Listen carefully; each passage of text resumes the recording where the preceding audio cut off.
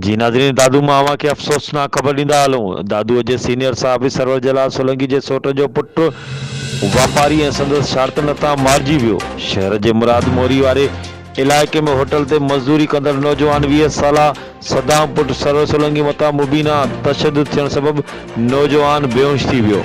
नौजवान खे बेहोशी वारी हालत में सिविल अस्पताल दादू मुंतक़िल कयो वियो, जिते हू फौत थी वियो। फौती नौजवान जे वालिद सरवर सोलंकी मीडिया आलियो दाहियो त संदसि पुटु चांहि जे होटल ते ॿाहिरि वारी कंदो हो।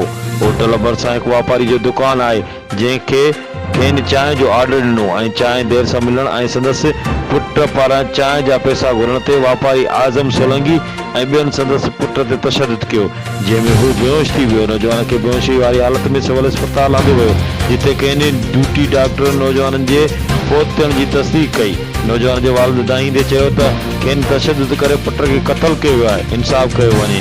होॾांहुं ए सेक्शन पुलिस थाणे फौती नौजवान जे वारसनि जो बयानु कलमबंद कयो आहे। पुलिस जो चवणु आहे त मामले जी जांच करे रहिया आहियूं। जवाबदार जी गिरफ़्तारी लाइ छापो पिणु हयो आहे, पर जवाबदार दुकान बंदि करे फरार थी वियो आहे। नौजवान जो लाश ज़रूरी कार्रवाई बैदि वारसनि हवाले कयो वियो। आख़िरी इतलाउनि ताईं वाक़े जो केस दाख़िल न थी सघियो ऐं नई का गिरफ़्तारी अमल में अची सघी आहे। ॾिसंदा रहो मुंहिंजी सिंध न्यूज़ चैनल लाड़काणो।